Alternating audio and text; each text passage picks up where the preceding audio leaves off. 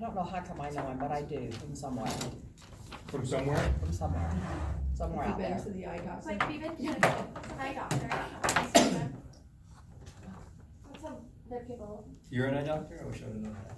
Yeah. Yeah. Do you have cataracts or do you LASIK or all the, then you'll see me. That's about it. I actually would like to get LASIK, but I watched how it's done and there's no chance, there's no chance ever. I watched it. Do PRK, it's not nearly as scary. I actually watched it and I thought it was really interesting. I was really impressed. Oh, with it's it. interesting, but the amount of chance you're doing it on my face. I'm not watching his videos of other people. Like, When they say, hey babe, look at this one.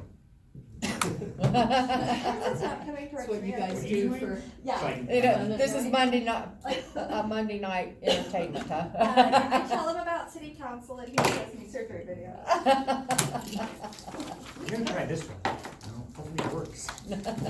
We sound like the lamest couple ever. You're the cutest couple ever. What are you talking? That's cool. Well, how many And I RSVP do think you know? Scott was gonna try to make it. He's on his way back from Salt Lake. Scott Phillips. Mm-hmm. Yeah, he sent something just a Yeah, couple he sent hours something ago. a little while saying he was, and I know he was in Salt Lake. Hi, Stacia. How are you? Oh, how are you doing? Good. We just kind of, Fill in. kind of like forever. Hi. Hi. That cord has only got connected at one of the box. I haven't seen you forever. How are you? Oh, thank you. Oh, thank you. Everybody has water and I have a coffee. Tell where priorities are. But you've got your priorities in the right priorities, like. It's Diet Coke and then. First one today, so hey, at least it didn't start at 9 or 10 o'clock this morning, you know? It looks way good. Stacia, how are you? Good. How How's about your you? mom? She is remarkably well. Good. Here, Jess, how are you?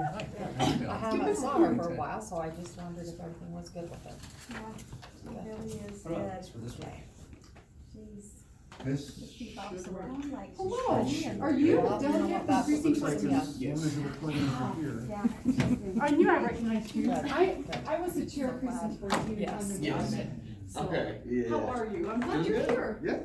I did see you sneak in there, Chris. I did too, I'm like, he's sitting back there in the corner where he always sits. Do you have a I just paper? got off this camp out, so I haven't showered yet, so Oh. I'm gonna stay away. Is that why you're sitting at the back? Yes. We got a few more people struggling in, so we'll wait a bit.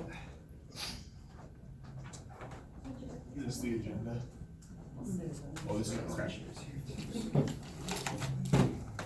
That's how I felt yesterday. I needed to go to Walmart. I was like, I got dirt up to my knees, caked in mud all. It's a Walmart. Yeah. Well, hi, Marlene. How are you? Hey, So I haven't gone home. how'd you meet her? Marley, how are you? And we went home and said I was going back and he was dead. So, I was running around, I guess. he, like, went in to get the facts this morning before. Yeah, and I run off some more. So I actually go back to get ready for church Thank you, sir. and like Is take there pictures. Wi-Fi here, Tony? There is, but I don't know the password to it. I had to have proof that it was actually died. Say, yeah, it's gone when it's not. Yeah, I was going on and yesterday. I'm not either way. If I need to. No, you're fine. You knew I would say. I wanna know. If I have to move, I'll move it, but we're Oh, okay. you're doing like a video of it. That might be helpful. Is this just like getting their way? Want me to move down? Actually, 2019. you know what? Maybe if you move this chair, that might be good, yeah. You're fine, you're fine. You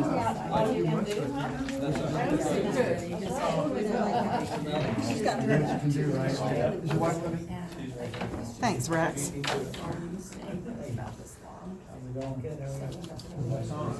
Okay. Oh, there's no. Are you iPhone too? Is that yours?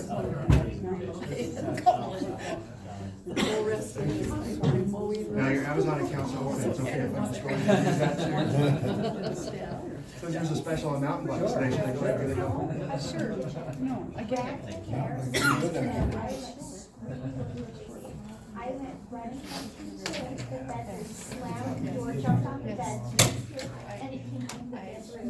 I was like, I died, and I was not go back to our house and. Am I gonna be right in the way? Sit back there, that's fine. I'm gonna give it a couple more minutes, see if anyone else drivers in it, and then we'll start. Okay, there we go. There you go. This is a testimony meeting, there you go. I mean, you know what I mean? Gotta say hi to somebody. You gotta have a lot. Don't just let anyone hire. Oh, man, look who they just let through the door. We'll let anybody in here. Jim Lunt. I'm his personal bodyguard. He's against violence, but I'm not. Are you kidding me? I know him better than that. He's the one that starts it all. When he told me about some of the things that she was talking about. We did that on Thursday, and last night, we put the crappy ones in. Thank you. Did you guys get one of these? Life's crazy, but, you know. Get one of these? Yeah. That's kind of the way it's been for me for that and working and just putting 48 hours a week doing all this too, and then taking care of the construction business on top of it. It's just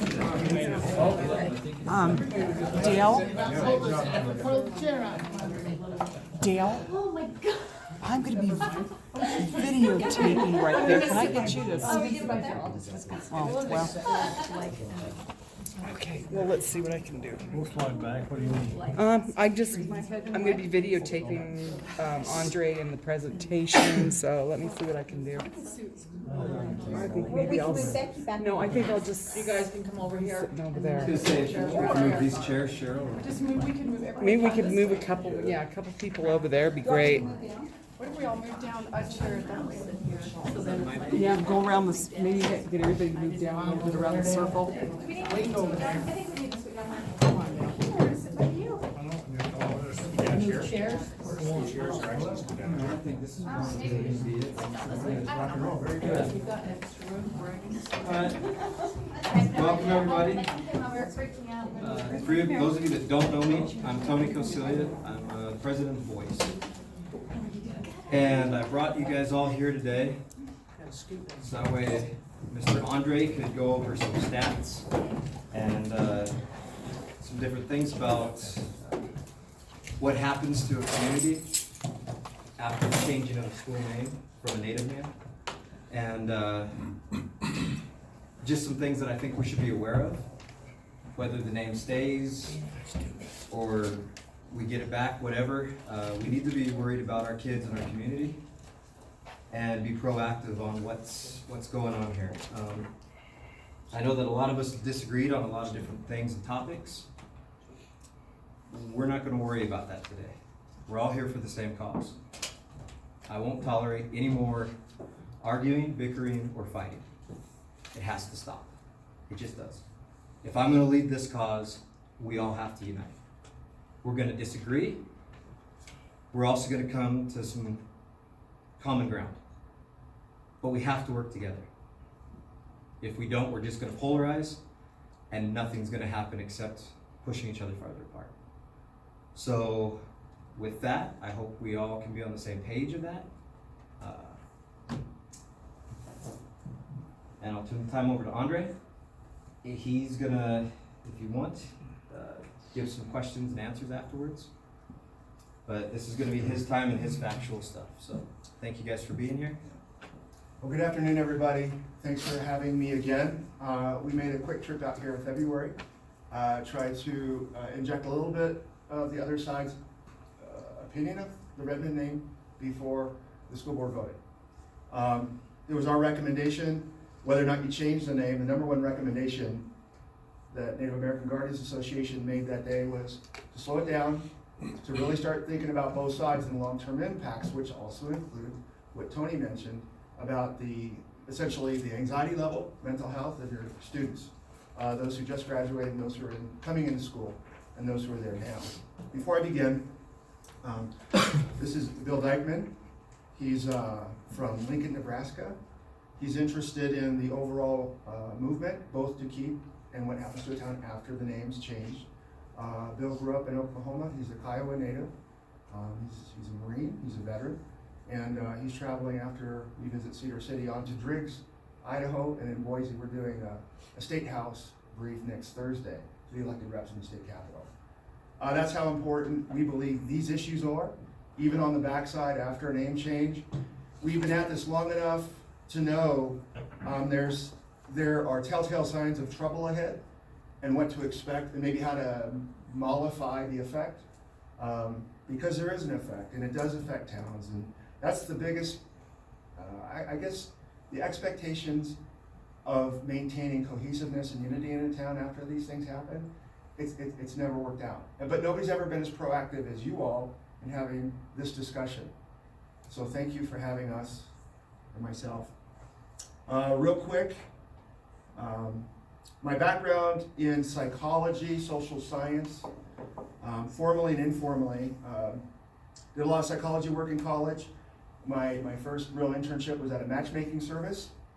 Used to match up couples and manage their relationship.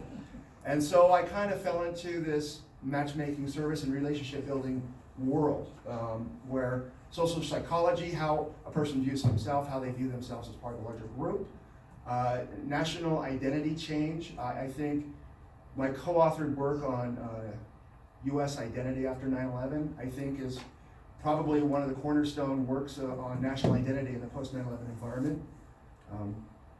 I did rhetorical research during high-stress national situations such as war, the Iraq and Afghanistan war, the rhetorical words used in the debates to go to war and stay at war versus those against going to war, and what the implications were downstream of those very harsh messages to the United States.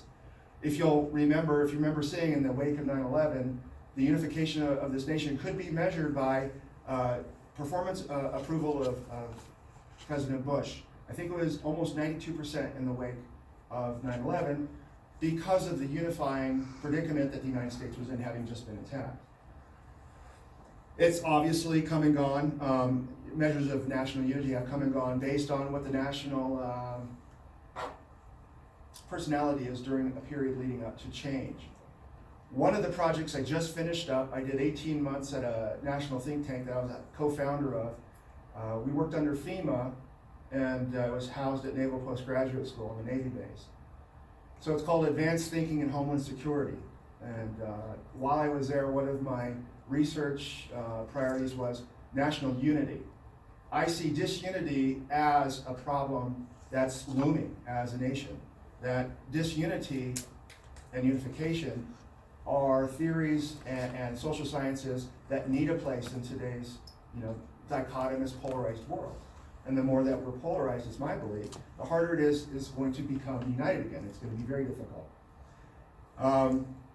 I was on a focus group and a steering committee for a national school shooting study that just got published maybe 2 months ago. I think we've been in almost every national newspaper reference to it, citing it, looking at its trends. We covered ground that was never covered before. And again, I'm not a primary author on the study, but I was on the steering committee for the study and as a methodological check going along the way.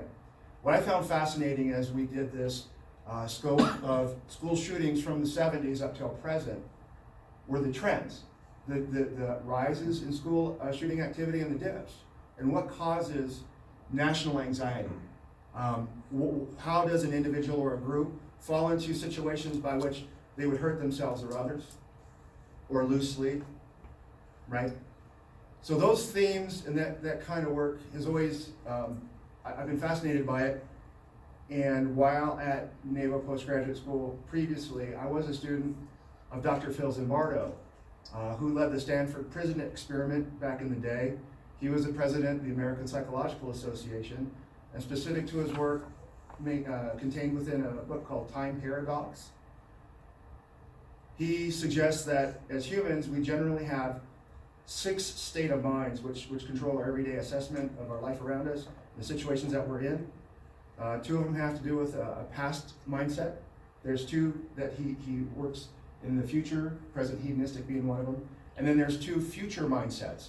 So with those 6 choices, what he did is he analyzed populations over time, and he was able to categorize very specific areas where different groups of people fell, and from those positions, he could predict outcomes and behavior based on the mindset of the individual who had the mindset. Again, look it up on your phone. It's Time Paradox by Zimbardo. You can actually do a profile of yourself at his website. You can understand where your mindset is. I'm going to touch on that super quick because it's important really to the overall discussion. What he found, essentially that there's a foundational memory from humans, starts some of their earliest memories, and that going forward through life, he finds that the best predictors of a strong and healthy sense of who you are, and as your group affiliations develop, that a positive future mindset is the mindset that you want your students to be in. He warns against a past, what he calls retributional mindset. And he warns that his research and others suggest that students, people, young people who fall into a retributional mindset, a past negative mindset, whether or not it's warranted or not, or if it's created, it doesn't matter. The projections are that those people will be less friends, more anxiety, less sleep, less able to take on complicated tasks, harder to keep friendships, right? Most at risk for hurting themselves or others. Alcohol, drug use predicted to go up, as opposed to the future-oriented person. The statistics are contained in his book. With those measures in mind, I undertook a study, roughly a 3-year longitudinal study, at a high school that was going through name change from an outside group, mostly politically driven. A couple students wanted the name change. Okay, so they started the process of name change. What I was able to do with this single high school, the argument was we got to help this protected minority class. And so by virtue of trying to protect them, we're going to change the school's name. That was essentially the same argument. The majority of the students at this school didn't want a name change, even after the campaign ran for a while. They heard the arguments, they understood the arguments. It just, there was not a lot of buy-in. But where there was buy-in were outside groups, the NAACP, Hollywood was involved. So the campaign drug on for about 1.5 years.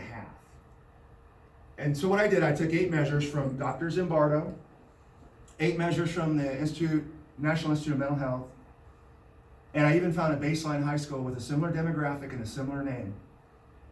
Very similar population of students in the same county with a similar themed name.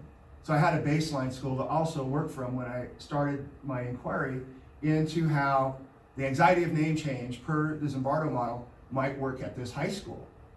Now I have to let you know, my son was at the high school where the name was being changed. So you must know that. Based on the data that I drew from, it doesn't have any impact in my findings.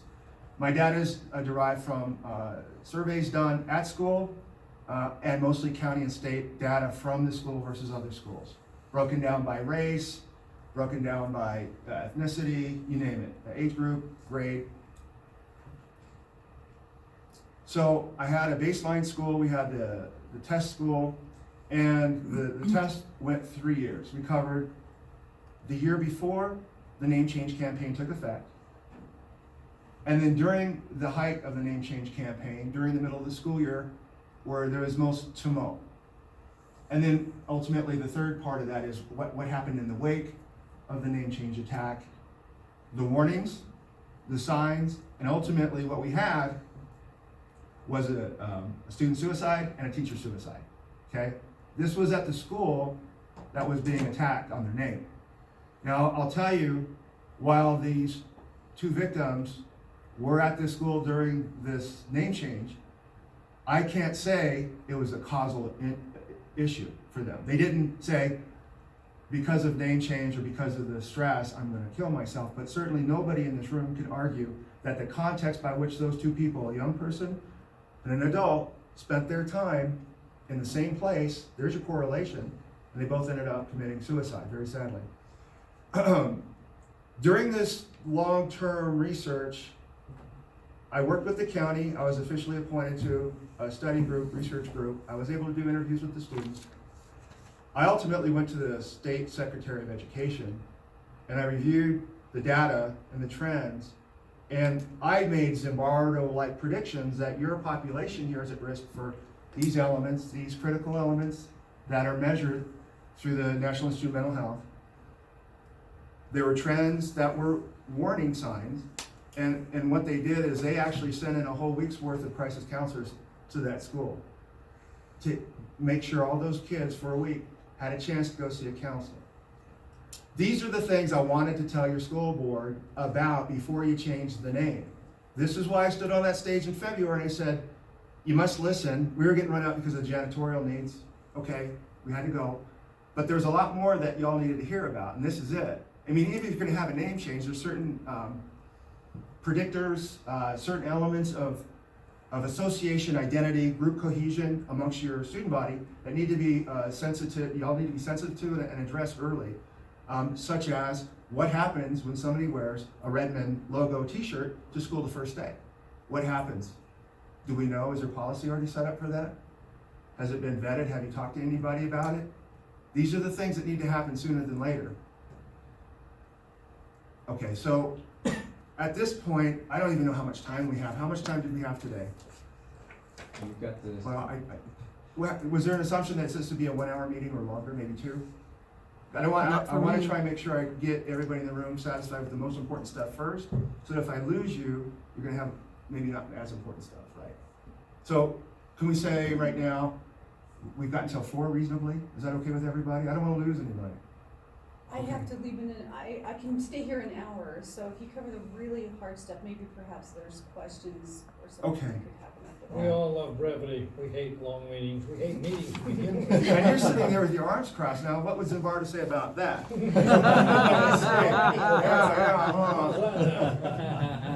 Okay.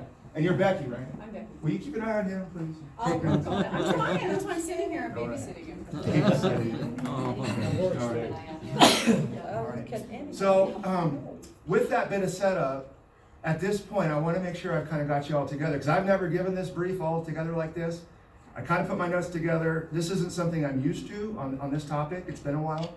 But I have some updated research. But for right now, is there any questions about my background, my credentials, why Bill's here, why you got your arms crossed still? That's just Dale. Just him. Anybody? We're good, right? We're all right? All right. Is there a way to find that school shooting study you worked on? Yes, it's simple. Put in school shooting and put in, what were we? Advanced thinking, homeland security. Advanced thinking, homeland security? And those keywords will bring it right up. Okay. And it's, all right, since that's a great segue. So in the school shooting database, we'll tell you what day of the week's most at risk for the kids, you know, what days, boys and girls differences, on campus, off campus, was it a student or a gun brought on by somebody else, da-da-da-da-da. But again, to me, the most important thing that I looked at were the national trends, the rises and the falls of school shooting activity. To me, what that was a litmus test as to national anxiety in my theories, in my theory base. So I started looking at the trends, the highs and lows. And you know, what I like to believe is when we were all kids, kind of the same generation more or less, we had 3 channels on TV, 4 if you're lucky, 5 if you could knock a UHF channel into, right? And we had, remember, what happened in 1776? What happened? Cable. That's a funny memory. No, that's not what I'm getting at. Bicentennial, right? Oh. Okay, so on Saturday mornings, if you're watching cartoons in 1975, what do you get? In between cartoons, you get a little Schoolhouse Rock, right? Mm-hmm. And I'm Just a Bill, Bicentennial coming up, unification, what it meant, you know, walls broken down, picture became all together. And even back in the day, I remember hearing, you know, E pluribus unum, which is still on our coins today. So as a social scientist, I'm looking at the aggregate messaging going to students. I'm looking at the choice of 3 channels back in the day, so that if you watch TV, the odds are you probably were going to get some of those unifying national messages. right? And the run up to the bicentennial was big. They launched stamps, they had special coins, right? And so kids that were in school, again, me, these are the things you remember. You want to pass that around, maybe? So, in other words, the nation was making an attempt from the position of unifying for the bicentennial, and the primary government messages and the spin-off messaging that was going into the bicentennial, coming off the Vietnam War. It's an amazing dip to watch. That's shootings, dip, 75, 76. Very, very peaceful time in the school shooting world. And then the frightening thing is this huge upswing in about, I'm looking at my data right here, I gotta make sure it's bigger, but I think about 2013, 2014, we saw this massive jump. And even a few years before that, we saw it creeping up. So I'll show you the spike in a minute, and it comes from that data. So the trend is really terrible. And then I took that study, and this was just done a week and a half ago. I just kind of overlaid everything. We got the school shooting trend going up. I went ahead and looked at a national database that came out of, I sent you that citation. There's like 44,000 young persons surveyed on anxiety measures. There's a massive database. And I talked to the PhD study lead in San Diego, and she released the data to me, not just the published data, but some behind the scenes data. And so what we can see then is you can look at this trend I'm going to show you. You can see where the spikes in gun violence or school shootings are. You can see where there are spikes in reported anxiety and anxiety situations broken down by sex, by age group, and then by race. And the correlation of the spikes are pretty well, they're good. I haven't done a regression analysis, but it has face value, and you just look at these spikes. So you have school shootings, you have higher levels of anxiety that really went through the roof over the last 5 years. Then I went back to the rhetorical analysis. What might be driving this? If you believe that the bicentennial unifying campaign had some effect on societal trends, injected stress, if you believe that, then you would look at, well, let's see what was happening up the run up to this spike in anxiety, spike in school shootings, using the New York Times as kind of a barometer of what the national messaging, what was happening then. Because I would use that same source to do a bicentennial run up in the years 73, 74, 75. I'd look, I'd find out what unifying messages or what was in the New York Times, because in the world of communication, the New York Times is seen as one of the top connectors of thoughts and ideas and news that lead the country into its opinions and attitudes. It's one of the primary indicators of where the country is going to be going soon thereafter. Does that make sense? Both New York Times and Washington Post kind of set the standard for news coverage, generally speaking. So then you have, where I'm at is I have this trend analysis going up. I saw in my 3-year longitudinal study, I saw something very similar to this happen at the high school as a microcosm of this national look. So I have a parallel local study trending with the national study in anxiety, trending with the national study in school shootings. So I decided what's getting into the society to perhaps make this or correlate with this rise. And so using the New York Times, I analyzed common words that you hear today, for instance, at the Redmond campaigning, words such as racism or white supremacy and hate. And I wanted to find out the occurrences of those words in the trend line, how often they appear. Are they rising or declining over the last several years? So I have a trend chart that goes from the early 70s on these words and gets till 2017. And this work is also cited and used more recently in an FEE piece where they look at the New York Times radical news rhetoric change as a larger study. So I took part of that. I used their method to do these specific words. And these words I got from some of the material that's sent out in advance of the name change campaign. Some of the unofficial and official material that schools get and students get via the internet, other association groups, Not Your Mascot. These words trend very well within that rhetoric against the name, okay? Anybody wanna challenge that? So we can agree that there is a lot of harsh words in the change campaign. Okay. And then as a final measure, to test the opposite, I like to test the opposite, and I want to see what the words that I would have expected to hear in the national lead up to the bicentennial, what words I might have heard in that campaign.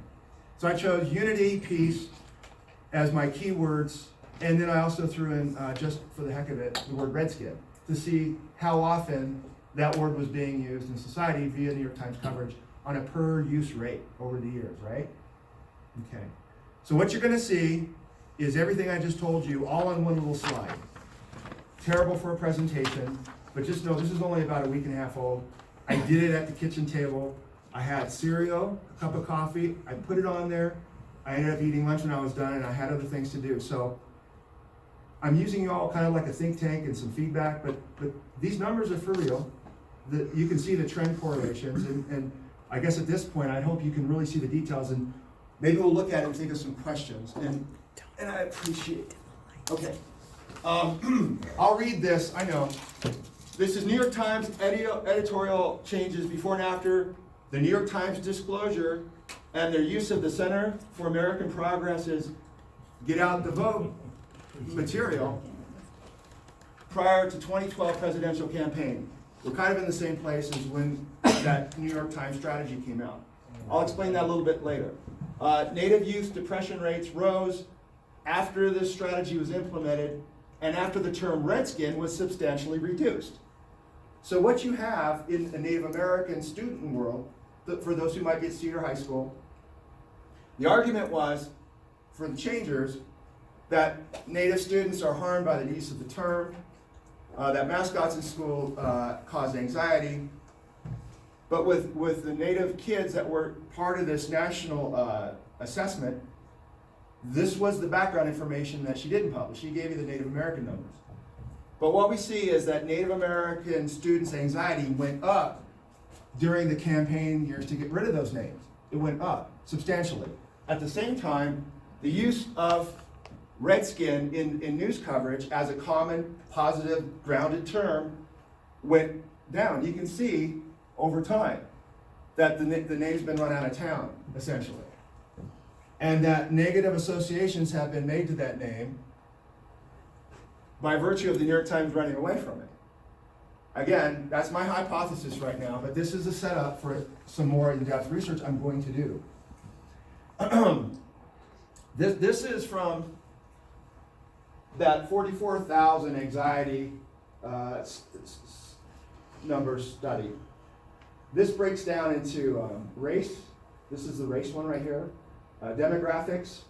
Demographics are tight. It doesn't matter if you're rich or poor, you're vulnerable to this kind of thing. I'm going to try and focus this a little better. I'll tell you what, if we want to just have everybody come up and read it, and then we can sit back down and ask questions, maybe take a bathroom break. Sure. So let's take 10, and if you have any questions after that, I think it'd be better if you see it first. Take 10, though. Perfect. There we go. Better.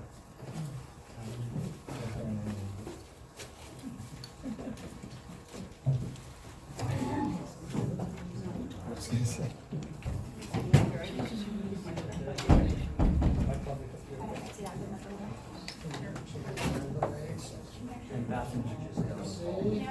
Good job of keeping him in check.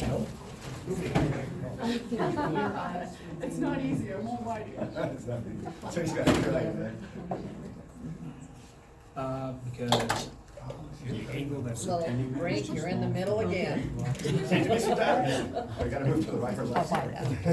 Thanks, Stacia, how are you doing?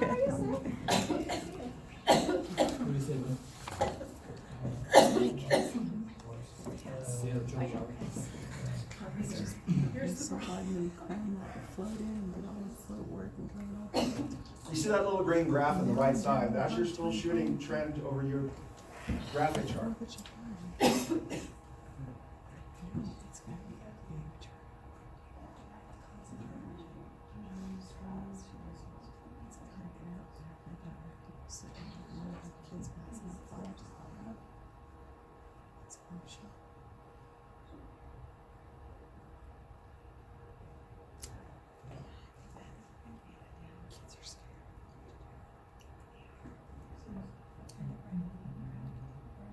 is it supremacy? What do you mean by that? When there's a lot of discussion introduced over the last couple of years about white supremacy. So the term supremacy showed up in the 70s, would have been associated with any use of the term supremacy. The idea here is that the word supremacy is being used at an exponential number over the last, aggregate of, 15, 16 years. Oh, I see. Specific, and you see it, if you go to some of the political campaigning materials and the subordinate arguments, white supremacy is a key. I think the use of the word white supremacy went up between 500% to 700% between Obama's first 2 years and President Trump's first 2 years. Oh, really? It's a huge spike. And again, I'm not saying one is better than the other, whatever. It doesn't matter to me that it's said, it matters what happens next. And the filtering effect down to society.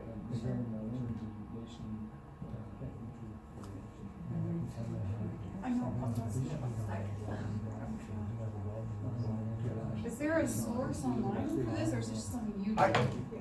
Like meaning Everything is, yeah. print it out so we Okay. could read it, like the fine print I'd like to read, but I won't be able to. You got your primary study over there from that youth study.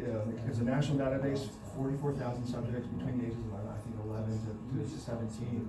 Those are the graphs on the right. That green one's from the school shooting. And this one comes from a New York Times tool. You could do this yourself.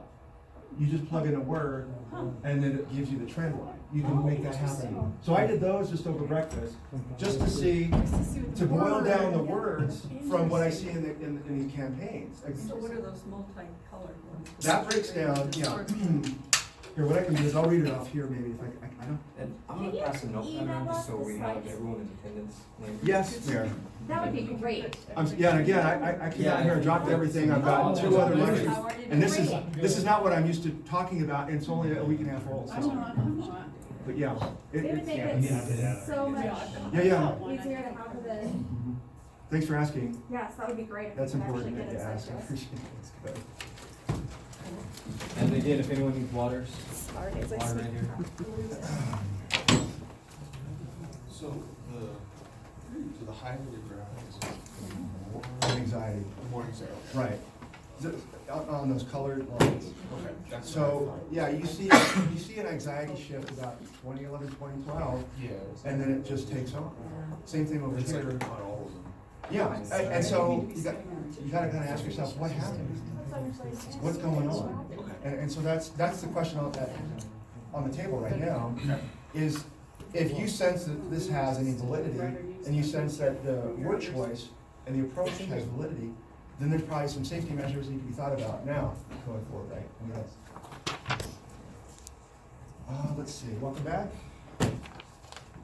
I'm gonna see.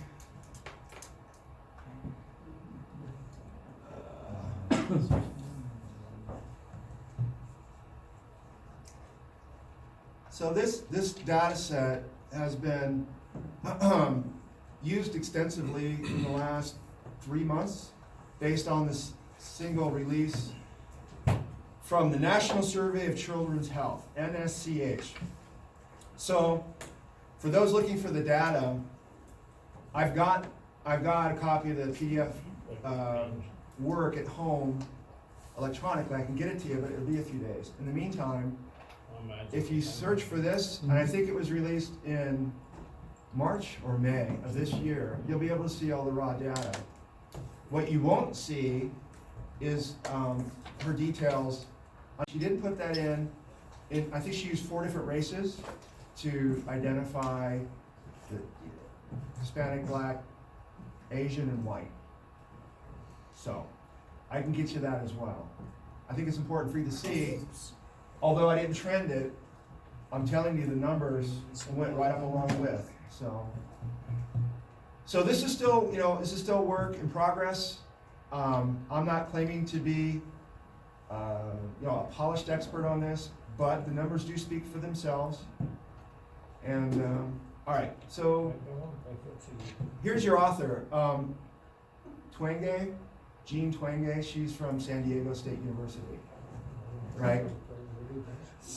So, so let me tell you about the paper you might have in front of you. This is work I did for my own Virginia school district I served on a committee there, and I was able to get into the school whenever I needed to during this study period. I was able to look at books that were checked out by the students, assess where they were getting a lot of their information. This was all at the same time that the NAACP was leading the name change campaign, and it was through the local party. It was the Democratic Party who was supporting this. The original school, do you want to change the name, vote went out, and the vast majority of both students in the neighborhood didn't want to change the name. So they persisted, and I think part of the problem there is they never addressed how long the campaign should last, how long the committee to study the name change would last, and it just kind of dragged on. During this period, there was influence from also Black Lives Matter, and they convinced, for instance, some school football players to take a knee during the national anthem, during the campaign against the name as well. So there are these ancillary activist activities, again, just for disclosure, that there are other activities going on. So my findings are correlated, and I'm not claiming them to be causal, but I would like to go over these by the numbers. So the way I set this up is I'm trying to give everybody a flavor of some of the theory, the psychological theory behind why this measure was studied and what happened at this school or the two schools compared to each other. I also use the baseline of the county aggregate data just to find out the differences in some of the measures where I didn't have equal data with the impacted schools, such as physical fitness. I used a county baseline as well. But starting from the top, I was able to go over the yearbooks of this school. I looked at images, group cohesive images, unity images, and I measured that by how often, I'll call it a mascot, the school mascot was used in the yearbook. How often the name of the school mascot was used, or the logo itself. How often you could see a student's face where identity was directly related to the use of the logo or name. That all suggests strong group and individual identity at this school, where they had been what they were since the 1950s. So imagine your community multi-generations in, where even some of the parents and grandparents might have gone to that school. You got shared ceremonies, shared songs, shared spiritware, maybe even the use of a letter jacket that was passed down from your grandfather or something from your grandmother. Okay? So you see that in the initial assessment of the yearbook that was still unattacked. The population had the freedom to express themselves and how they felt about their identity by using that first unmolested year as a baseline. So if you take those count-ups and you have a quality check, the numbers there, you can see a huge drop-off between the years that the school was attacked as opposed to the year before it was attacked in promoting oneself as part of a group or part of an individual by which they imbue the spirit of their mascot. So block number one overall, you can see the numbers, drop off from 92.3. So part of the problem at this school was that the school yearbook was created, and I guess you would have it at your last year, that you had school name change debates going on during last year. So I don't know how long the student body was involved with name change debate during that school year, but it'd be interesting to see the year before the name change campaign came to town and do a similar look. You know what I'm saying? See if it's a similar trend, that you had less affiliation, less association. And then the question to the students is, why? Why would you be afraid to affiliate with something before it's even changed? Even though there's a campaign running, how do you feel about that? And so when identities were protected and other groups weren't going to hear the kids say it via a survey that was secret surveys and one-on-one interviews, there was a lot of feeling of fear and anxiety in letting anybody know you still appreciated the emblem, the symbol, the logo, the mascot that was being attacked. So there was a lot of push down feelings, repressed feelings. Some people felt angry, some felt sad. Ultimately, some of the strongest research on this suggests the feelings at the teenage level are equal to that of somebody losing a family member. That's the kind of level of anxiety produced in some teenagers, okay? And once again, you're looking at individual association and group association. Each one has different ways to measure, which gets me to cardiovascular fitness. The National Institute of Mental Health suggests that teenagers going through high stress situations might not sleep as well. And so to measure sleep, I went ahead and did a surrogate measure with a cardiovascular fitness testing. I was able to connect the direct correlation between sleep and fitness. So as my own change-out measure as a representative of anxiety and sleep loss, I was able to look at the cardiovascular fitness scores of a brand new ninth grade class who was there unmolested for their year versus a brand new welcome to it. This is, chaos change school in the middle of a name change, and measure their cardiovascular fitness. So you have one group without the treatment, the next group of ninth graders got the treatment. And the numbers are pretty startling. This national database that I showed you earlier showed me that girls, by and far, are much more at risk for the anxiety-producing results than boys. And don't you know that's exactly what this school produced, our results in line with that national data drop. If you look at it, you had a 6% drop off for boys and almost 15 for girls. So girls represent about 66% of the at-risk sample pool. I measured here standard averages from the county, and I was able to show that the county overall during the same period ticked up, whereas this affected school even had a wider margin against the county average. So contextually, you'd expect them to be in line with the averages from the county. But what we see is, not only did it have a huge drop-off, it deviated from the standard you'd expect for the county, everything else being equal. Grades. Taking a look at grades where the mascot narrative might have impact on the topic versus where the mascot narrative wouldn't have impact on the topic. And what I did is I split grades between state history, where the mascot was deeply involved, and world history, which had almost no coverage of that particular mascot or any themes, generally speaking, whatsoever. And once again, what you see is a sample that drives away from each other. You have the state history test grades dropped, while the world history, as a measure of equal potential, went up. Now, that could be a difference between a new teacher, of course, or a change in how they teach, or the materials used. But I was able to control for those variables.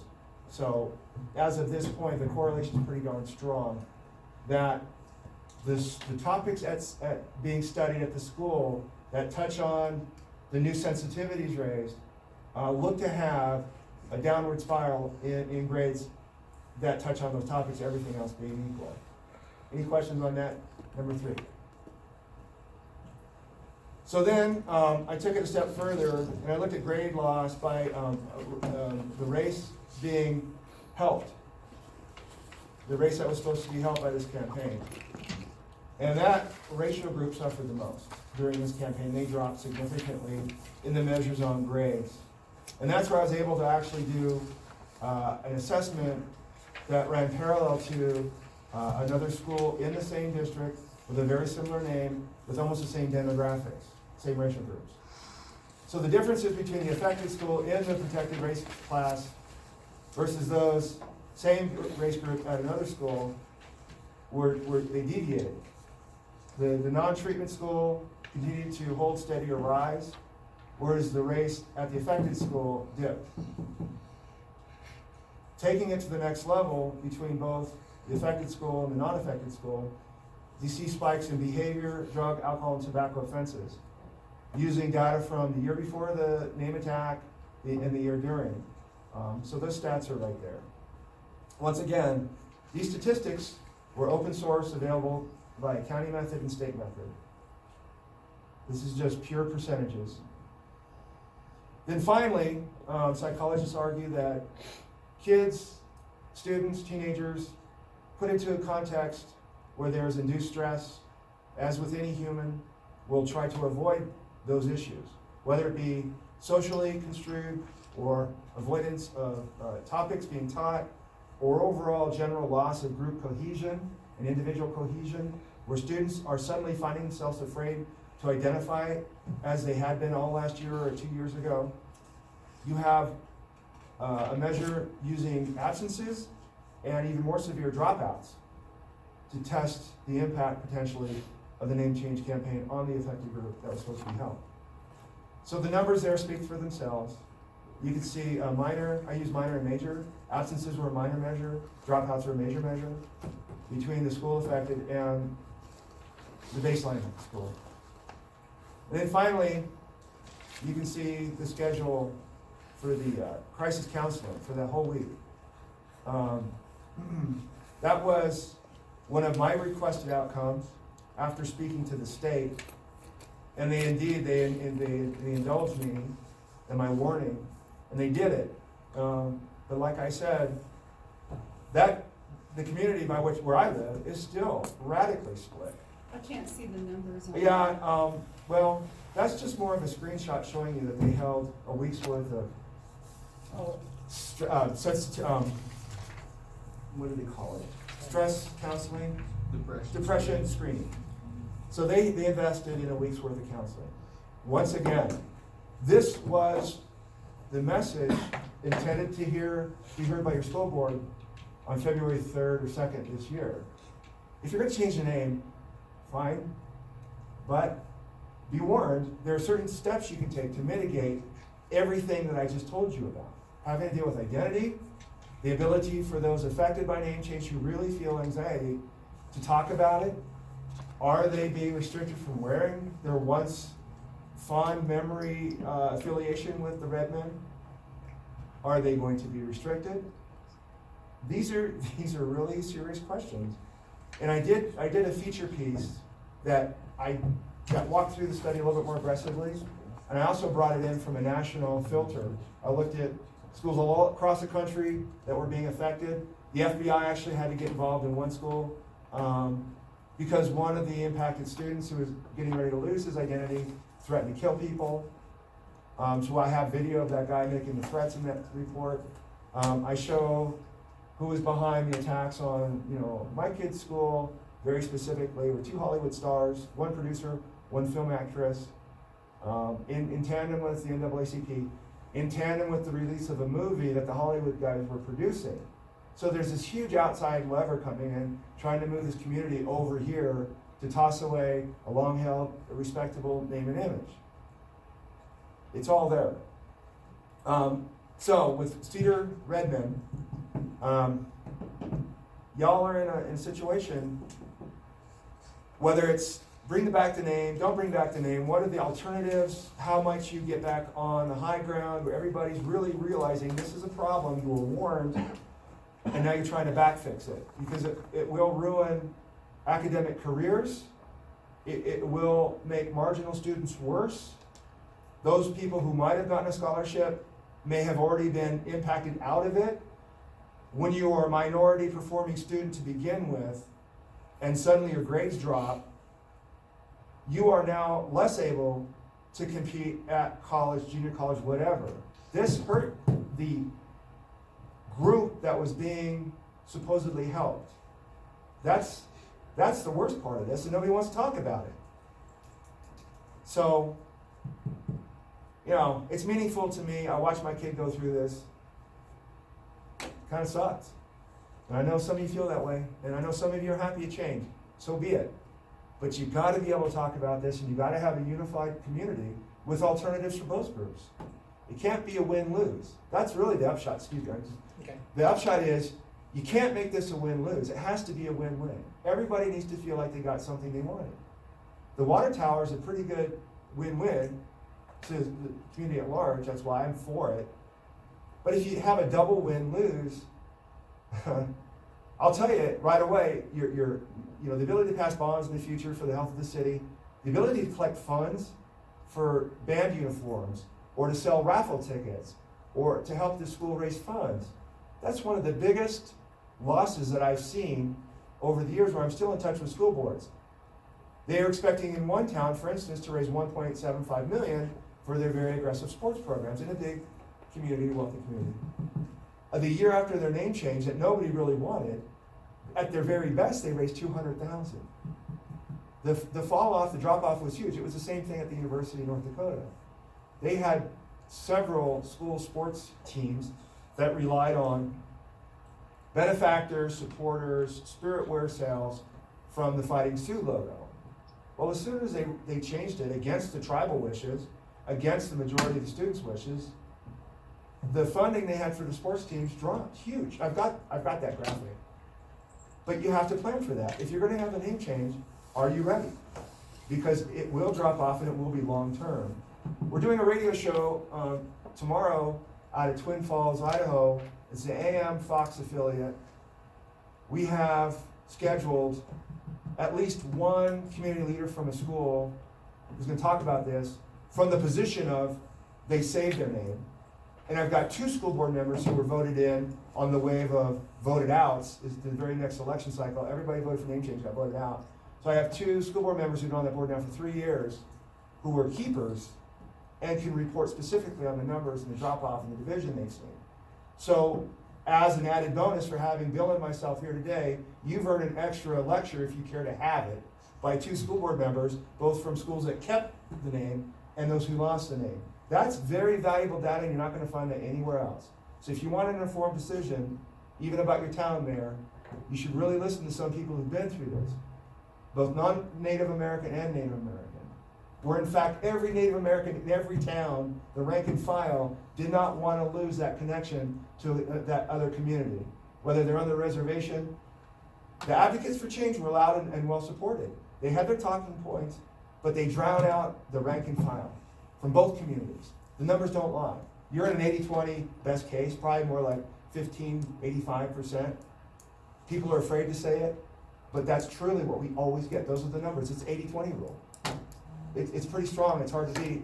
And what's gonna happen now is all this information about the school board antics, whatever you call them, the kids know this, and it's gonna amplify during the school year at the very start. There's gonna be people who feel very hurt, not just for losing their identity, but that there's a feeling that it was done with criminal intent. I'll use that term. Okay? And again, if we're in favor of changing the name, there's merit in that argument as well. But I'll say this, I'll leave you with this before I take questions. The number one tool that they use to manifest a change was Stephanie Freiberg's research. And if you looked at her research, I say that lightly. Her human psychological resource research that I doubt was even signed off on in 2005 was signed off on by an APA president, the only president I know at the APA who wasn't a psychologist, on research that really set the standard for their arguments. 3 years later, that same PhD, using a pool of 4 other PhDs, I think it was 4 total, kind of reversed her earlier 2005 findings and actually provided a path forward to schools to keep their Native American theme and their symbols. She gave a very clear path forward, and that was done with a team of researchers. The idea there is that a school take the positive steps first to open up the context and how any Native American student might see themselves. Their argument, and this fits into the Zimbardo research I mentioned earlier, the idea is a Native American student pushed into a mindset of an aggressive understanding of their past, a victim mentality, a retributional mindset. That mindset that is pushed to have by the change campaign, that it's all negative, it's racist, If a student absorbs that mindset, for my data suggests that student's at risk for more permanent long-term damage than having a positive mindset where there's more context to the environment by which they're learning. What that means is, there's another Red Spoon school I work with in Pennsylvania.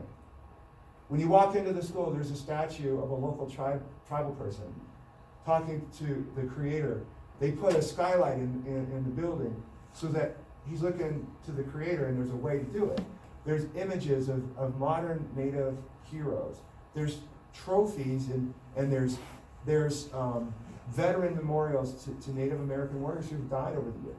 Community, every survey ever done of the armed forces show that Native Americans are overrepresented in the armed forces. So saluting those in our community, Native American and others who have died, they have a special tribute. There's some Native Americans there. They have photos, more modern versions of what Native American means. And with field trips, reports starting in elementary school in different tribes, they get rid of this monolithic view of Native America. They learn about tribal customs, courtesies, everything. So by the time they're seniors, they graduate as ambassadors of the culture, at a minimum. That's what Stephanie Freiberg suggests as the alternative to full eradication. To me, that's the win-win, but that's just me. And I almost forget where I'm going with this, but I thought it was important to close on the Stephanie Freiberg 2008 standard, which absolutely says it's not necessarily the mascot. She gives it up. She says it's not really the mascot. It's the feelings that a mascot would impose on a student as to whether they find themselves in, I'll use the Zimbardo words, not hers, a past negative mindset or a future positive mindset. So your job as a town or as administrators or as the mayor is to move those kids, whether or not you keep the name, no matter what, that Red Men did have and does have today a positive future mindset. That following the red path, the red way, the ways of the Kiowa tribe, such as Bill's a member, actually has a place in modern society. It has a place today. There are lessons there to be learned still. These are the best stories never told. And if you walk into your library right now, I guarantee I do this at every Redskin high school. I go and pull your books on Native spirituality, myths, civics, use of paint, what Redskin means, and the books are there almost always. And you look and you find out it hasn't been checked out since 1978 or 1979 when Bill got his Redskin football trophy, right? Like Al Bundy, I hear his stories. You should have seen me back in '79. Fifth grade. Fifth grade. Pete Gurley. Yeah. So it's my strongest recommendation that y'all find a way to move ahead with a win-win. Keep those kids if they have a retributional mindset, if they're using terms such as racism, if they get on somebody for wearing the Redman gear, that's toxic. It has to be remedied. It has to be disclosed. There's a theory in counseling called Gestalt. You have to confront it aggressively. The start of school's coming up. You don't have much time. Again, these are just my recommendations. I've been working with students on this for about 4 or 5 years. I don't think you're going to find any research like this, an amalgamation of all these avenues. But I wouldn't be here today if anything was important. My son went through it. He tells me, I talk to kids there still. There's really a feeling of loss still over that town. And in my town, it's been a year and a half. Very good. Thank you for listening. I just want to make one This is where quick you comment. Wait. You're all night trying to deal. To your point about the Fighting Sioux. Yeah. A few years ago, I went to when SUU played football up there against them. And when we went to the tailgate before the game, everywhere they were still wearing the Fighting Sioux. Remember, sweatshirts and t-shirts and everything. It's an amazing phenomenon. It still happens.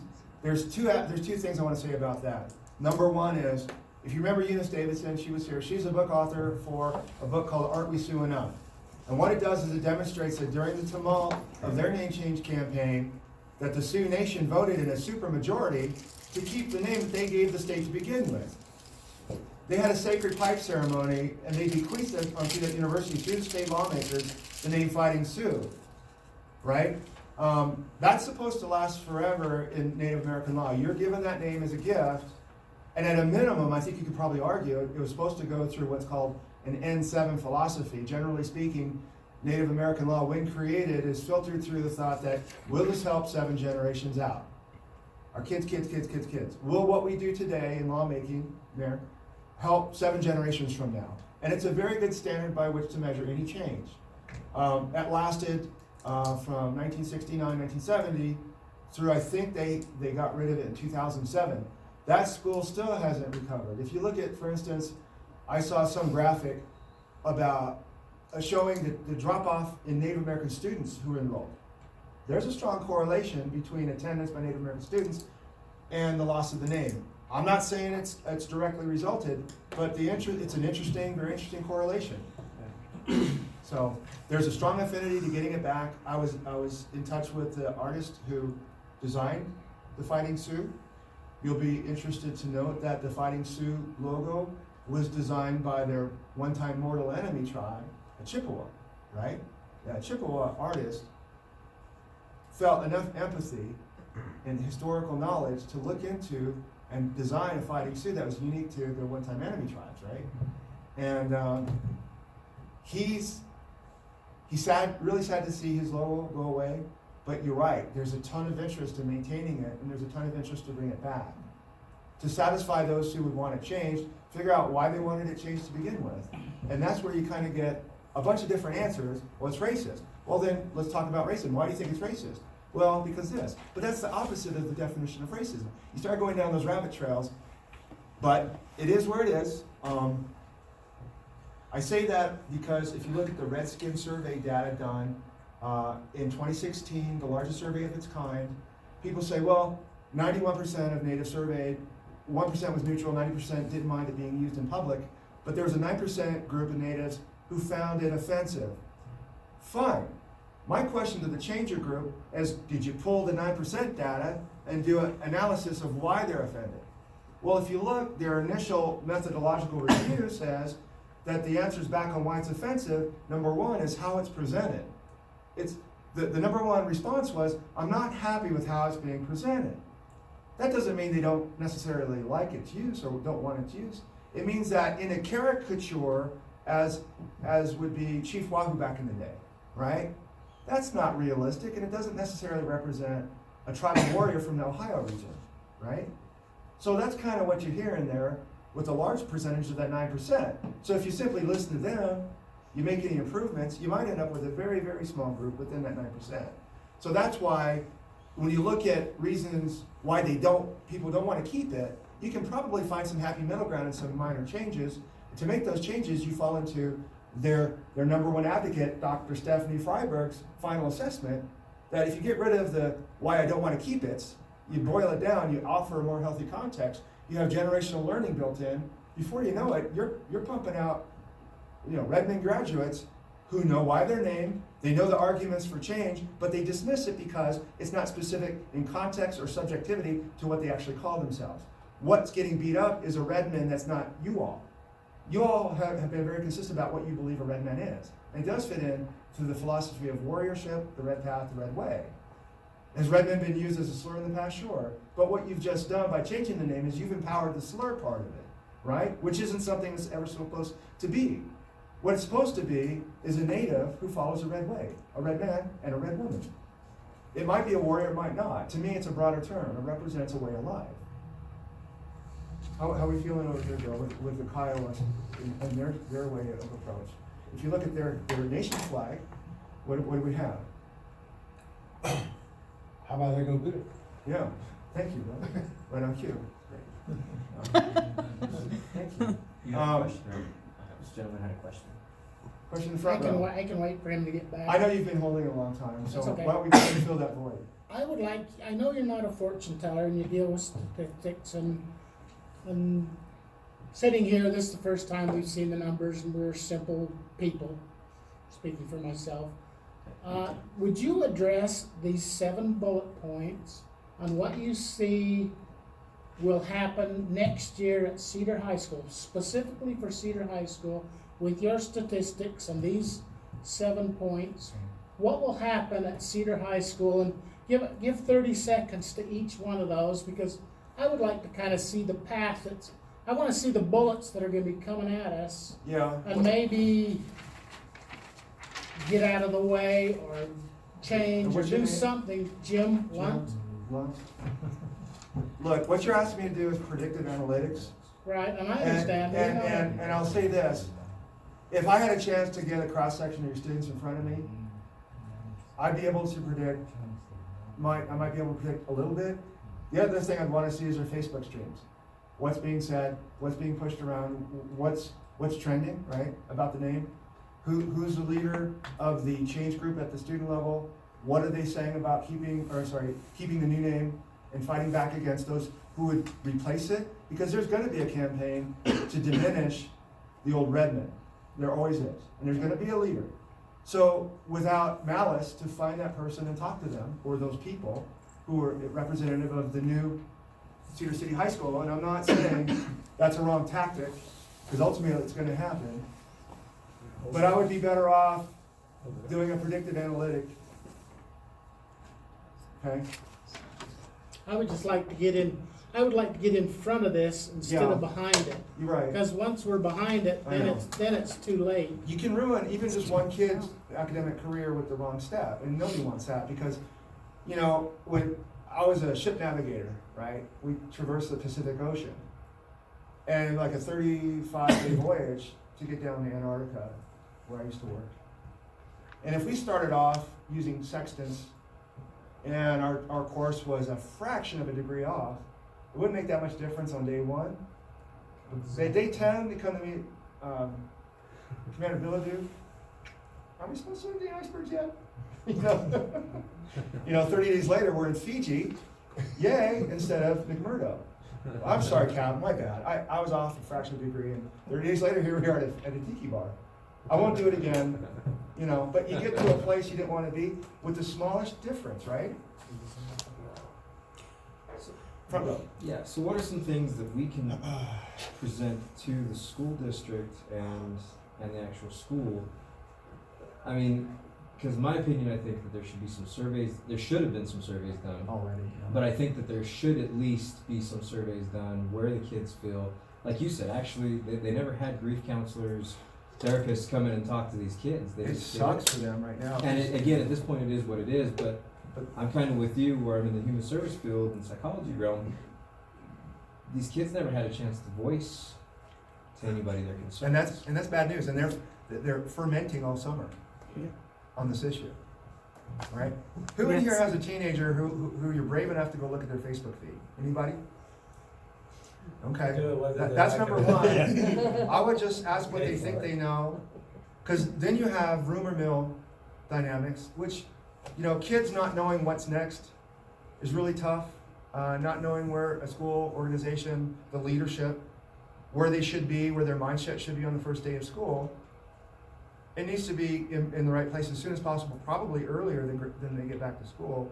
There should be some aggressive outreach as to how this is going to be handled. The adults in the room need to take off their boxing gloves, and I would hope if we open it, if there's anybody in here who is for keeping the name, that's great. This is the kind of discussion you want to convey to the students by leading the discussions, finding out what the top talking points are to keep, and make sure that the people who want to change the name know it. And the people who want to have a good transition to a new name need to know why the new name could also have some benefits. But my strongest recommendation is treat these kids like they're coming off a high-end drug, and you're going to drop them cold turkey. You can't do that just like that. They need to be unwound from the previous individual and group identities, and that's a double whammy because they're different. How one thinks about themselves and makes associations to develop their own personal constitution, what they see in a red man, how they see themselves, that's happened over years. That's generations of identity. Then you have the group in town who won't give it up. So that validates and adds fuel to that fire, and good for them. But then you have the group that is satisfied that it's been changed, and they want to most definitely make a positive change in town. I firmly believe that. I think they don't know enough, but so be it. They want to change the name, so how do you make that happen? But you got to find the middle ground. The ultimate result is a win-win. That those who still want to celebrate the red men have a place to celebrate the red men. That they're not outcasts at that school. That's okay to keep a few of the historical representations around campus, because that validates the maintenance of the belief. And there's no racist who's going to walk around that says, I'm a red man, and I'm really a racist. That's crap. Tell me I'm wrong. Somebody. If you're going to wear a logo, you're going to have a desire to learn, intellectually curious about it, and if you're doing so swimming upstream against the common change, then God bless you. Let that person be. If they want to come out and identify as a man or woman these days, if they want to identify as anything else right now, that seems to be okay. But if you get a student who identifies as somebody spiritually connected or DNA connected to, or fully connected to Native Americanism, they shouldn't feel any anxiety whatsoever. Those kids should be celebrated. And that's the way we try and make, transgender kids feel, right? It's the way we try and make minorities feel at any level, right? Whether it's their concepts of politics minority or the color of their skin minority. Everybody's a minority in some way. But this has been your identity since the greatest generation was in town. The town that built this, the people who built this town and gave it its character, drew off of the red man. You still see it in use today, everywhere. If you know what you're looking for. Your state name, need I say more? It's a philosophy. It isn't racist. And that positive use of the term is your subjective positive use of the term. To give it up because somebody contaminates the term and misuses it, saying it's racist, that you get rid of the whole objective part and keeping the subjective part powerful, because what you've done is you've enabled the term to be racist. Because whoever uses it now is going to get labeled. There is no positive alternative anymore. It's been wiped out. Mentally speaking, they've got nowhere to run and hide. And they're still going to think it, so they're going to have suppression. They're going to feel anxiety, the kids who want to keep the name, who will positively identify it. And the worst part is the school board hurried up and changed it before the students who want to keep the name are learning more and more about why they should have kept the name. Every day, there might be learning more and more about why it's important to keep the name and they should have kept the name, whereas the people who changed the name, I think they ran their script. I'm not saying it's good or bad, I just don't think there's any more material being sent down the pipe as to why changing the name made sense now, and if there's any new material they need to learn about. What's new about the Reds that's going to make them feel even better? So if you look at a trajectory, the kids who want to change the name had their peak, socially speaking. When they got the name change, their emotion and attachment to the new name or the potential for the new name, they get a surge of pride. Hey, we did it. We beat back the old racist name. And then summer, and they talk to each other, and they feel real good about it. But when school comes back in session, they're past their peak passion and validation for what they did. And they come into a universe of kids 80-20 who are going to be really angry at them, and they'll be smarter than they were back in February too. And they're going to have questions for the 20% kids that those 20% kids can't answer. I guarantee, because you're a school board and a lot of your guests couldn't answer the same questions. So there's going to be a buildup of tension because the kids at the 20% aren't inoculated. And that is a term. Rhetorical inoculation, that they can absorb a good question and have a good answer other than shut up, you're racist. Let them be able to articulate that Reds has a future because of this. That still ties into the Red Men theme because of this. There's still an avenue because we now have a citywide 501c3 called Club, where boys and girls can join it if they want, celebrate their Redmanness, maybe get involved with a tribal adoption, video teleconference with other schools to make them feel like they still have a legacy. And that's being done elsewhere. So there's myriad approaches, but you have to have an audience who's willing to really listen and give up. Problem is, I'm not saying it happens here, but once somebody makes a stand publicly, and then there's new information that makes their stand less so, that makes it weak, they'll either double down on the original talking points, and they'll get entrenched, or they'll come to the middle ground and look to seek to redefine their original argument. But the problem is, in today's society, is once you go on as a married, somebody sees you on TV, that tape's available forever, internet's chatting. Once you come up with a hard decision as mayor, I know, you got to think about all the voices, everybody's coming at you. But you're going to be held accountable for that decision.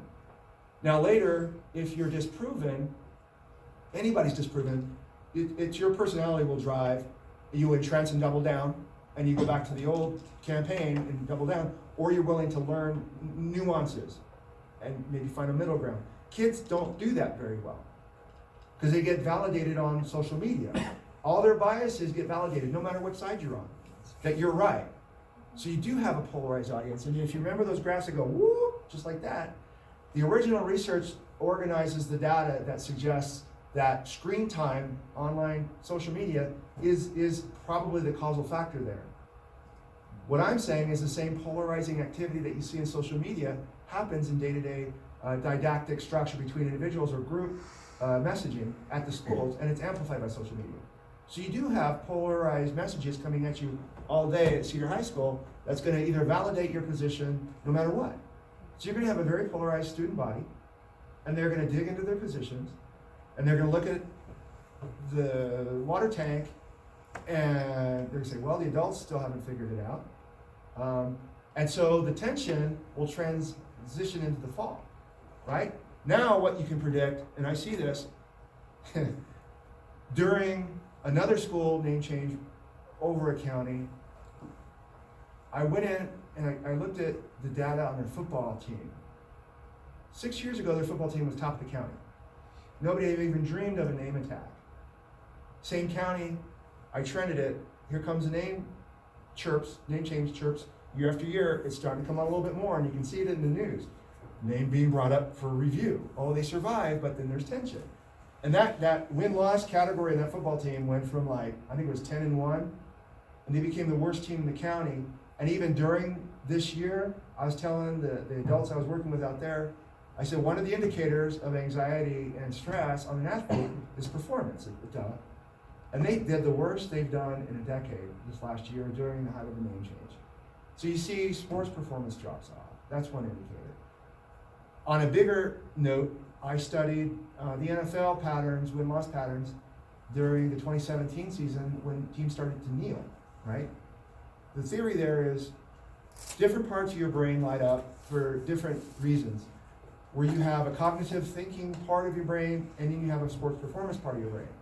And I was using Cambridge original data that suggests when there's conflict between sports capability and complex messaging such as race-based narrative, taking a knee because the cops are bad, that it suggests an athlete will perform at a lower level. Taking that theory, I was able to do a series of checks on Vegas odds for football teams, and then see how the performance was of those teams for teams that took a knee and individuals who took a knee versus those who didn't, and how they lined up against the Vegas odds makers before the competition. And it was an amazing correlation between protesting and athletic performance in a negative correlation. Amazing. And I did 4 research papers on that. I even did one that was antithetical to the hypothesis. I was called by a high school team in California who lived in a military town, nearby a military town. They didn't like what happened preseason with Kaepernick, so they decided from the very beginning of their season that they would go the opposite. So they played Proud to Be an American before they did national anthem, and every athlete that came out on the field voluntarily brought out a giant American flag. And they ran out and they played patriotic music. In the first game of the season, they had jets fly over. So that's in Burroughs, California. And that year, they had never really had a dominant season, their whole career, because they usually play bigger schools around them. I think they went undefeated every game using that flag strategy. They went 3 rounds into the CIF finals against much bigger, better teams that always beat them. I was invited, I flew out for their last game, and I'll tell you, I'm sitting here, I'm getting goosebumps right now. The correlation between positive future and performance, maybe there's something there, but the numbers speak for themselves. It's Burroughs. And you'll find my work, I can send it to you. It's fascinating. Same thing happened to my son's team. That's what sparked this theory, was my son played football, and during the name change campaign, the Black Lives Matter advocates came in and said that they should take a knee. So some athletes took a knee, some didn't. But that game, they were on a 3-game winning streak. That's a game they should have been able to handle. They got destroyed, just destroyed. And the rest of the season, I don't know if they won another game. Fascinating, really. The numbers speak for themselves. It was my summary that this could be studied by Vegas odds makers and used as a true measure of potential performance. So transitioning the potential performance theory into your school situation. If your complexities of your mind are focused on, is it racist, is it not, then both athletic performance and academic performance, I suggest, are going to suffer. It's that simple.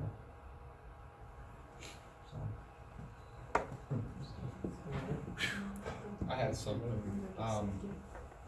Who's lived up north around Salt Lake? Anyone in here? You're a kid. So, where did the Utah Jazz play? What's it? Where are they? Where after that? It's the Delta Center. It's the Delta Center, right? They changed the name. They changed the name in 2006 to Energy Solutions Arena. Now it's the Vivint Smart Home Arena. I grew up in that area. It's still the Delta Center. It's still the Delta Center. You know, Right. The center. It's still the Centrum. So, like you were saying, the name changes don't oftentimes stick, and so who knows what'll happen you know? Thanks for keeping in mind, Becky. Obviously, you didn't assault me during the poll. I appreciate it, but who's gonna stand in? I don't know, I No? don't Can you handle know. it, He Becky? looks pretty strong right there. No, I don't know, so does he. Andre, Yes. what do you do when you're consistently running into students and they know who we are, they know who voice members are, they've been watching different videotapes online, they've been watching things closely. What do you do when you run into them and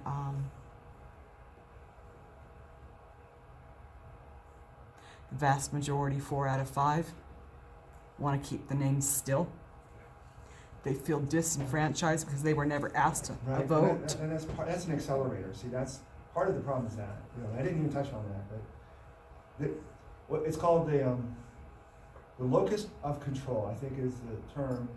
Do students feel they have a determination in how they live their life and some control over their life? And so they're probably having an amplifying effect because they didn't get a chance to weigh in really until, I guess, you had choices of which names to pick. At some point? What logo to use, what animal. Right, but they to were given use. were they given an unlimited option to vote what they wanted? Or were they given a limited palette of Limited choose palette. one? Palette, Choose and then Redmond wasn't Okay. even on there. I mean, one boy just yelled, they were walking down the street and he yelled, I hope you guys get it back in 2021 because I'm not graduating as a stupid red, what are they? Yeah, Red, okay. yeah, Right, red. One way to maybe make that work is, for those who ever were Redmond for at least one day, maybe give them a diploma option and cut it off. We've done that. Huh? We've done that for the next 3 years. So it's already in place as a policy? So they can still maintain their identity, but then there's a whole group of people behind them who don't have to have the dualistic, right? Competing identities. Because you really do have the makings of a psychosis, right? Where you've given these kids two different identities. One's a preferred identity, but one's a cherished identity for the most part. Still loved. And they don't see any hint of racism because what it means to them is what it means to them. And everything that they've grown to, they have affect based on their feelings toward the red men, and you can't make that change. It's how they feel, It's learned. It's learned by themselves. It's learned by history, by stories from the town, communities, parents, whatever.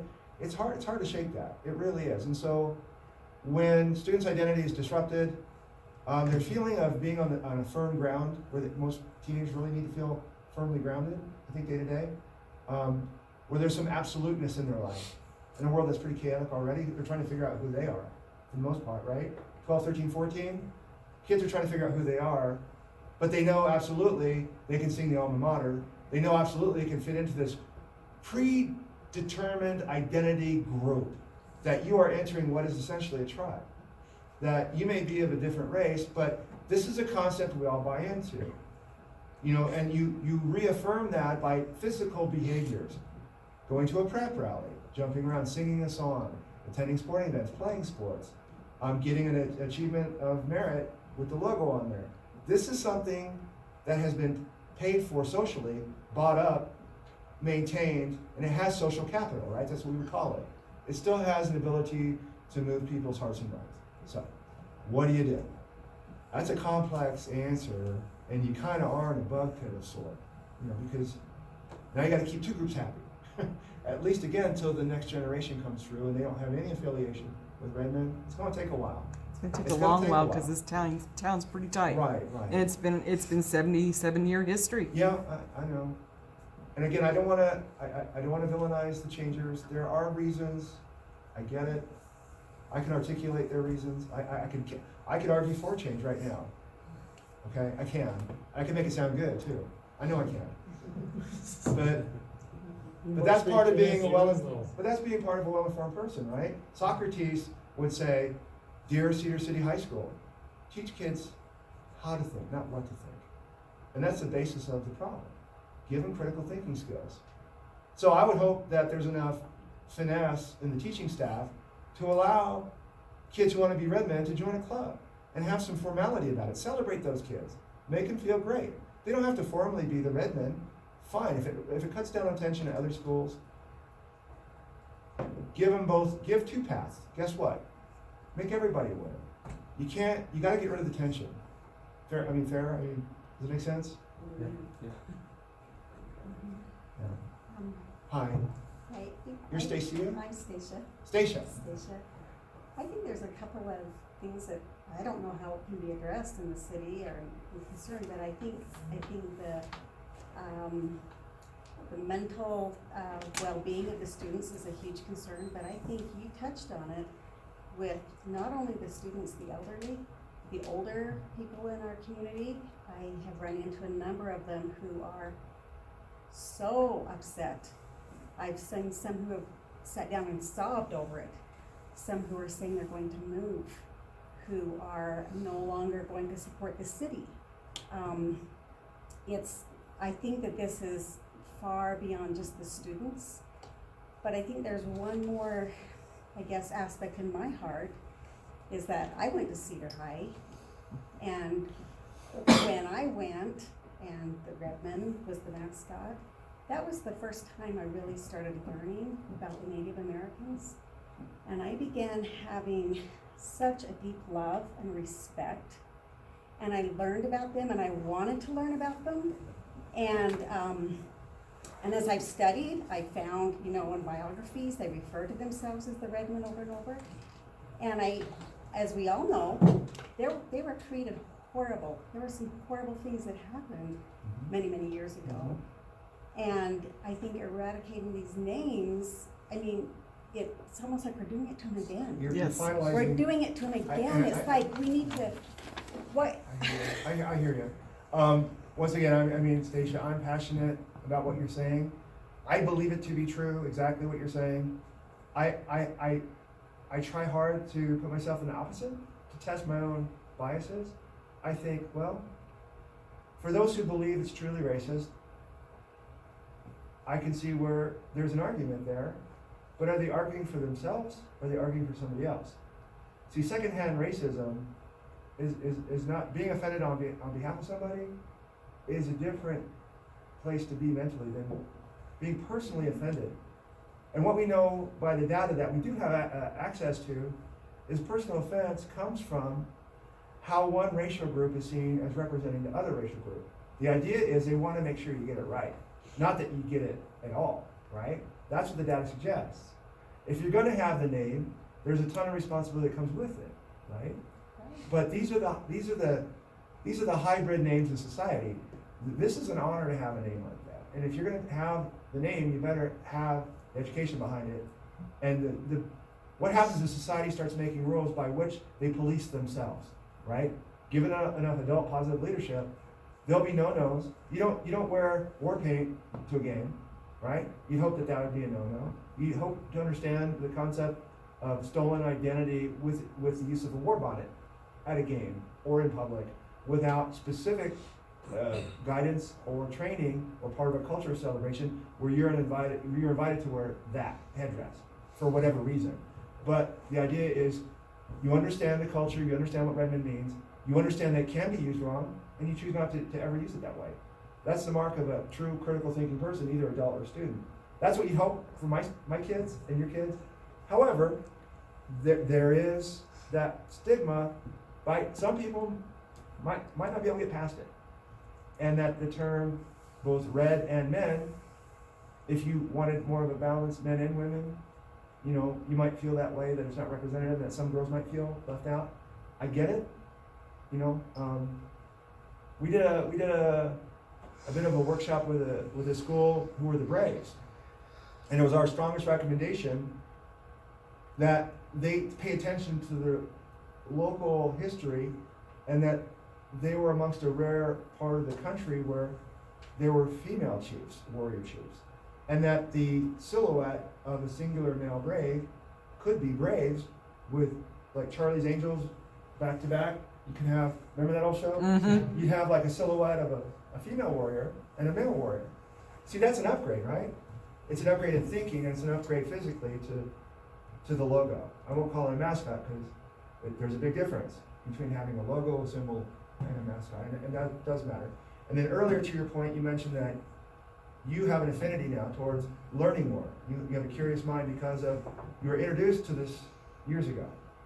So Dr. Stephanie Freiberg, again, that's the opposition's #1 go-to. She reveals that in her follow-up research, where she did an affinity test amongst non-natives, that they had more positive feelings identifying with the Native American warrior symbol than they did with a non-native symbol such as the Fighting Irish or Centurion. That they evoke a much more positive feeling, even if you're not native, as opposed to a like racial group identifier. The idea is there's something special about these people, right? Whether you're here with the Paiute nearby, or the Kiowas, or where I'm from, out on the East Coast. But it's hard work. It's hard work, and if I was a school administrator, I would think it's so much easier just to be the Reds and have a wolf. No more bullshit, no more long hours, no more politics. That's the easy path. That's super easy, and it lets you get on to other things. See, there's an argument there. It takes a sophisticated and a dedicated group of people to say, yo, let's understand both sides. There's a subjective use, which is sometimes wrong. I use redskin. Bill, on the res, do you call each other redskins sometimes? Yes. So that use of the term is specific to in-group, out-group identifier. In a racial setting, I wouldn't walk on his reservation and expect to be called redskin, because I'm an out-group member at that point. But it's a positive term of endearment from those within, which can be negative if you're an outside group, and I come up to Bill and say, what's up, redskin? And everybody around is going, whoa. See, that's contextually wrong. But with the logos you see all over the United States, you don't see an average native, woman, man, or child. What you specifically see is a redskin warrior, because they have a headdress on, a headband. So the semantic argument is in the redskin argument is wrong to begin with. It's not even the right argument. Redskin can both be objectively a warrior, and traditionally that's the meaning of it, that you're a warrior class leader, a chief of the warrior class. You've earned your red paint, whether it's all body paint or a little bit of red. Generally speaking, that person's called a redskin because of their accomplishment, not because of their race. But it gets attacked as a potential misuse of an in-group, out-group, as a slur. If I was called Bill a redskin in front of everybody, he might not take kindly to that. So in that way, that would be the wrong use. But same thing, we still have freeways and drivers. Sometimes people go the wrong way on the freeway and they crash, but you don't change the rules of the road, for everybody else. You still make them drive the right way, just like word usage. So in the redskin world, my recommendation #1 is change it to what it is. It's a redskin, which is defined as a North American Indian, but specifically, it's an Indian who's earned the right to wear the headdress. It's a redskin warrior. That's a simple fix. It takes it right out of the competition of what the word means. It removes it from this in-group, out-group, and it specifically puts it in its objective. That's a redskin warrior. That's a redskin warrior. Okay? He's showing you the flag. The Kiowas and the Comanche were very closely related. They engaged in wearing the red paints, just like that. It was used as an adjective in the dictionary to describe such. It's also ceremonial. It puts a warrior closer to the Great Spirit before going into battle. We know this. It's in many of the books you might have in your library right now that still have dust on them since Van Halen came out with the first album. I'm trying to get the mayor to laugh. All right. We are so sorry we have to sneak out. We have to be somewhere else. Okay, so any final questions? I mean, you all want answers, but I'm so sorry. Oh, okay, yeah. Thank you, sir. That was great. You still no. So we can send it back to you. Thank you. Thank you. That made it work. Appreciate it. So Bill and I are going to stay overnight in Cedar City.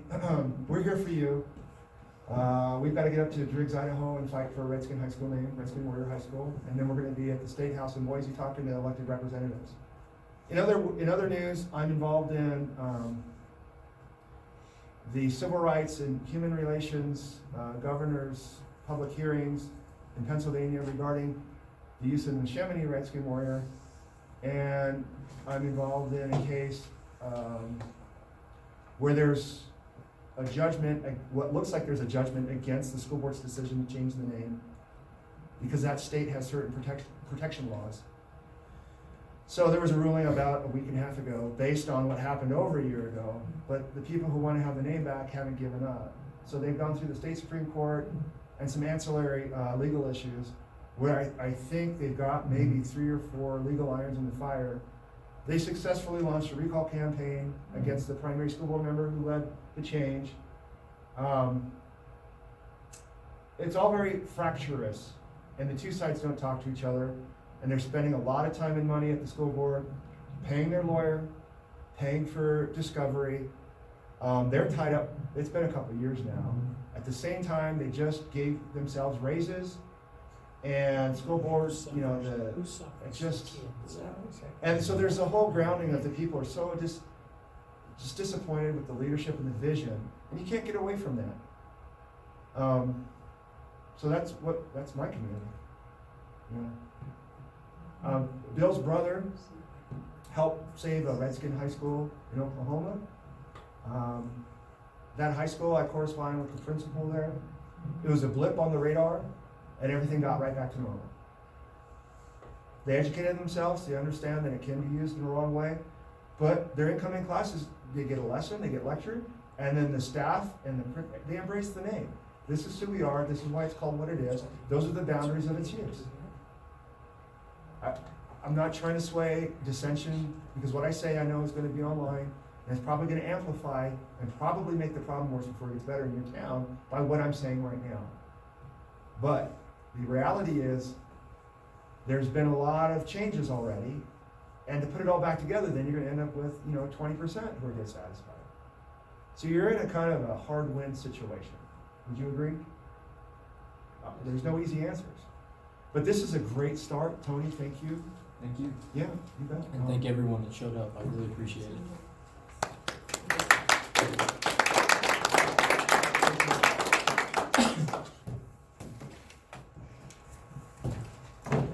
Thanks, Andre. My Thanks, pleasure. Bill. Thanks, Tony, that was. Bill, could you super. show me the flag? Thank you guys for showing up, and maybe in the future we can have some more of these, and again, like I said, try to come together as a community. I think that needs to happen. I know. It always is. Cool. It always is.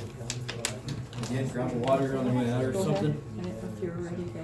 Thank you so much. Thank you. Thank you for giving it more, how do we come together and not keep deciding. I'm gonna just